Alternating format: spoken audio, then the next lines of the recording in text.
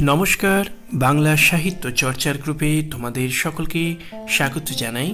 আজকে আমরা কথা বলবো লীলা মজুমদারের লেখা সব ভূতুড়ে গ্রন্থের একটি অন্যতম ভূতের গল্প আহিরি টোলার বাড়ি। এই গল্প পাঠ করে এই গল্প সম্পর্কে দু চার কথা তোমাদেরকে শোনাবো। তো প্রথমে গল্প পাঠ শুরু করা যাক। আহিরি টোলা কোথায় জানো তো? সেখানে গঙ্গার ধারে আমার পূর্বপুরুষদের একটা মস্ত বাড়ি আছে। সেখানে কেউ থাকে না, দরজা জানলা ঝুলে রয়েছে, ছাদ দিয়ে জল পড়ে, দেয়ালে সব ইঁট বেরিয়ে পড়েছে, শুধু ইঁদুর বাদুরের বাস, আর সব জায়গায় একটা সোঁদা সোঁদা গন্ধ। বাড়িটা বাবার ঠাকুরদা কোম্পানির আমলে তৈরি করেছিলেন। কলকাতা শহরই তখন সবে তৈরি হচ্ছে, দিব্যি চক মেলানো দোমহলা বাড়ি, দেয়ালে সব জং ধরে যাওয়া চিত্র করা, বিরাট পাথরের সিঁড়ি। টাকারও তাদের অভাব ছিল না, কি সব চোরা কারবার চলত।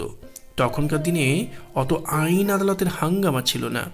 মোট কথা, বাবার ঠাকুরদা ভয়ঙ্কর ধনী লোক ছিলেন। প্রকাণ্ড জুড়ি গাড়ি ছিল, তাতে 4টে কালো কুচকুচে ঘোড়া জোড়া হতো। বাড়ির পিছন দিকে বিশাল আস্তাবল ছিল, সেসব কবেই বিক্রি হয়ে গেছে। তার জায়গায় 3 তলা সব বাড়ি হয়ে সেগুলো পর্যন্ত ভেঙে চড়ে যাচ্ছে। সেবার প্রিটেস্টে অঙ্কে 15 পেলাম। তাই নিয়ে বাড়িময় সে যে কীরকম হইচই লেগে গেল, সে না দেখলে বিশ্বাস হয় না। বাবা পর্যন্ত এমন কাণ্ড আরম্ভ করলেন যে শেষ অবধি বাড়ি ছাড়তে বাধ্য হলাম। কাউকে কিচ্ছু না বলে সন্ধেবেলায় কয়েকটা কাপড় জামার পুঁটলি কাঁধে নিয়ে ঘড়ি কিংবা জমানো টাকাগুলো পকেটে পুরে একেবারে আহিরি টোলার বাড়িতে গিয়ে উঠলাম। সেখানে আলো টালো নেই, রাস্তার আলো এসে যা একটু ভাঙা দরজা জানলা দিয়ে ঢুকছে, অদ্ভুত সব ছায়া পড়েছে। সামনের দরজায় তালা মারা, কিন্তু জানলার শিক নোনা ধরে ভেঙে গেছে। ঢুকতে কোনো অসুবিধা হলো না।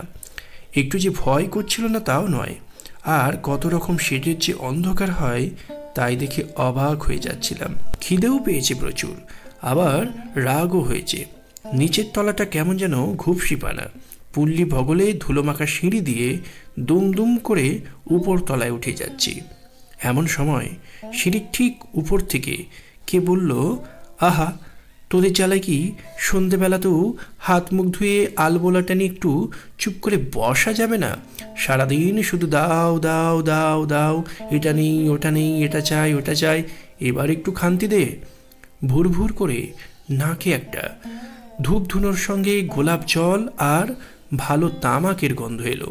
চেয়ে দেখি তারার আলোতে সিঁড়ির উপর একজন বুড়ো লোক দাঁড়িয়ে রয়েছেন। ভস্ম রঙের লম্বা জুব্বা পরনে, পায়ে সাদা নাগরায় জুতো, মাথায় ভুস্কো একটা ছোট্ট সাদা টুপি, আর ডান হাতের বগবার আঙুলে একটা মস্ত সবুজ পাথরের আংটি। যেমন সিঁড়ির উপরের ধাপে এসে উঠেছি, আশ্চর্য হয়ে বললেন, হ্যাঁ, তোকে তো আগে দেখিনি, তুই এখানে কেন এসেছিস? কি চাস তাই বল দেখি বাবা। খিদেই পেটটা খালি খালি লাগছিল। বললাম, কেন আসবো না, এটা আমার বাবার ঠাকুরদার বাড়ি। ভীষণ চমকিয়ে গিয়ে লোকটি কাছে এসে আমার কাঁধে একটা হাত রেখে জিজ্ঞাসা করলেন, তোমার বাবার নাম কি? তোমার ঠাকুরদার নাম কি? নাম শুনে খানিকক্ষণ চুপ করে রইলেন। কোথাও জনমানুষ নেই, চারিদিকে অন্ধকার। রেলিংয়ের কাছে গিয়ে বুড়ো হাঁক দিলেন, পরদেশি, আমিন। বলি, কাজের সময় গেলি কোথায়? আলো দিবি না? নিচের তলায়। অন্ধকার থেকে অস্পষ্ট একটা সাড়া এলো। তারপর লম্বা একটা কাচের ঢাকনি পরানো সেজ হাতে, কুচকুচে কালো দিকে লম্বা গোলাপি গেঞ্জি, মিহি ধুতি আর গলায় সোনার মাদুলি পরা একটা লোক সিঁড়ি দিয়ে উঠে এলো। ছিলি কোথায় হতভাগা? বাড়িতে লোক এলে দেখতে পাস না? একে 12 তলায় হাফ আঁকড়াটা একবার দেখে এলাম। আমার দিকে ফিরে বলল, যাবে না খোকাবাবু হাফ আঁকড়াইতে? কেমন সব সং বেনিয়েছে, গান বাজনা হতেছে। বুড়ো বললে, চুপ, ওসব ছেলে মানুষের জায়গা নয়, এসো দাদা, তুমি আমার সঙ্গে এসো। সামনের ঘরে গেলাম। মেঝেতে লাল গালচে পাতা, মস্ত নিচু তক্ত বসে হলদে মকমলের চাদর বিছানো। এক কোনায় গোঁপ ছোলা, চুড়িদার পাঞ্জাবি গায়ে কানে মাকড়ি একজন লোক দাঁড়িয়ে। তাকে বললেন, যাও এখন। বলছি তো 10 টাকা চাঁদা আর 5 ভরি আতর দেব তোমাদের বারোয়ারি পুজোর জন্য, এখন কেটে পড়ো। লোকটি চলে গেলে আমাকে তক্তপোষে বসিয়ে পুঁটলির দিকে চেয়ে বললেন, ওতে কি পালিয়ে এসেছো নাকি? কেন? বলতে হলো সব কথা। খানিকটা ভেবেই হঠাৎ বিরক্ত হয়ে বললেন, 15 পেয়েছিস? হতভাগা, তোর লজ্জা করে না? আঁক হয় না কেন? শুভঙ্করী পড়িস না? মুখ অমন পাংশু পানা কেন? খেয়েছিস? হ্যাঁ, খাসনি এখনো? পরদেশি, যা দেখিনি পচ্চুকে বলগে যা। পরদেশি চলে গেলে বললেন, আমার কখনো একটা আঁক কষতে ভুল হতো না, আর তুই বেটা একেবারে 15 পেলি? জানিস, নবাবের কাছ থেকে সার্টিফিকেট পেয়েছিলাম, হৌসের সব হিসেবের ভুল শুধরে দিয়েছিলাম বলে। দাঁড়া, কুট্টিকে ডেকে পাঠায়, সে তোকে আঁক শিখিয়ে দেবে। পরদেশি একটা রূপোর থালায় করে লুচি, সন্দেশ, ছানা মাখা আর 1 গ্লাস বাদামের শরবত এনে দিল। তারপর বারান্দার কোণে শ্বেত পাথর দিয়ে বাঁধানো স্নানের ঘরে আরাম করে হাত পা ধুয়ে পাশের ঘরে কারিকুরি করা খাটে সাদা বিছানায় শুয়ে সারা রাত ঘুমোলাম। সকালে পরদেশি এসে ডেকে দিল, কুট্টিবাবু আঁক শেখাতে এসেছেন। কুট্টিবাবু এসে চিত্রকরা পার্টিতে বসে সারাটা সকাল আমাকে অঙ্ক কষালেন। পরদেশি কোনো কথা না বলে দুজনকে 2 গ্লাস দুধ দিয়ে গেল। বই নেই, পুডলিতে খাতা পেন্সিল ছিল, তাই দেখি কুট্টিবাবু মহা খুশি। কি বলবো, সেসব অঙ্ক সারা বছর ধরে বুঝতে পারছিলাম না, সব যেন জলের মতো সোজা হয়ে গেল। কুট্টিবাবুর বই দরকার হয় না, সব মাথার মধ্যে ঠাসা। উনি চলে গেলে বারান্দায় বেরিয়ে দিনের আলোতে ভালো করে চেয়ে দেখি এরা সব বাড়িঘর ঝকঝকে পরিষ্কার করে ফেলেছে।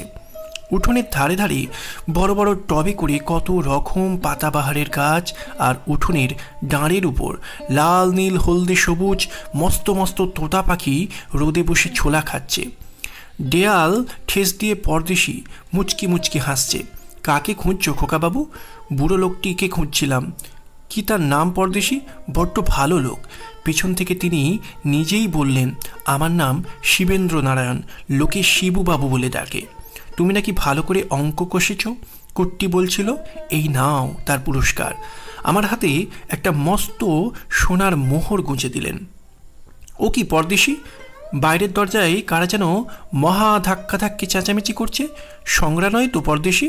পরদেশি আস্তে আস্তে মাথা নাড়ল।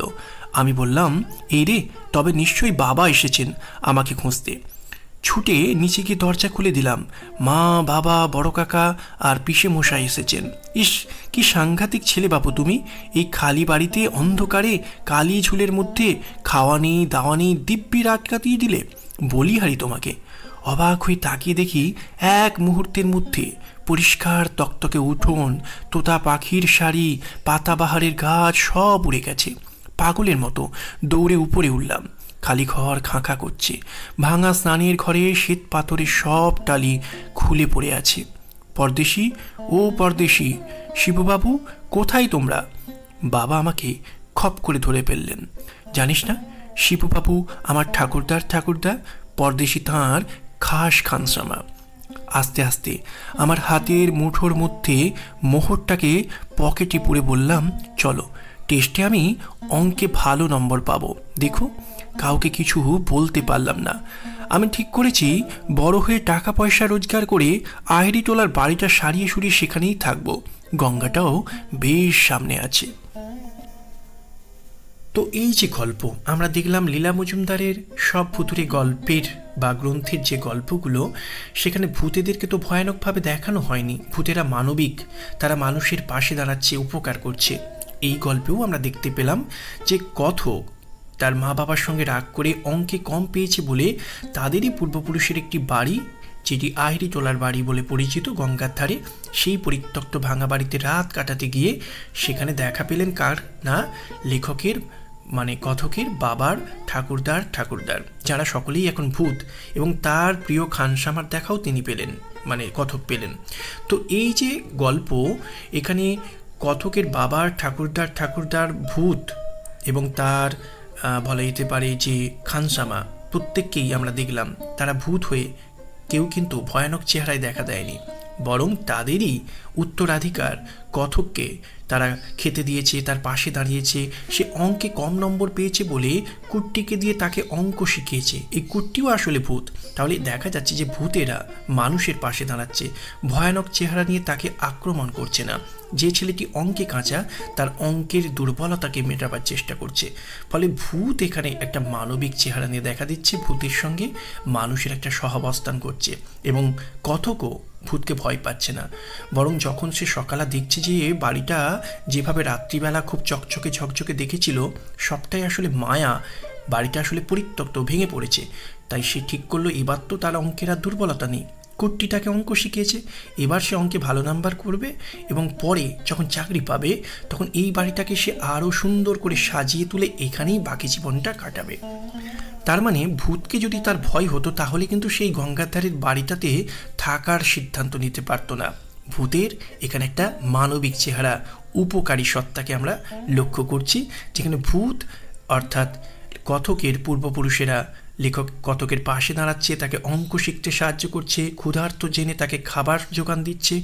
সবটাই একটা সহজ ভূত আর মানুষের স্বাভাবিক সম্পর্ককেই এই গল্পের মধ্যে দেখানো হয়েছে। আজকের আলোচনা অর্থাৎ আহিরিটোলার বাড়ি নিয়ে গল্প পাঠ এবং আলোচনা আজকের মতো এখানেই সমাপ্ত। বাংলা সাহিত্য চর্চার সঙ্গে থাকার জন্য সকলকে ধন্যবাদ জানাই।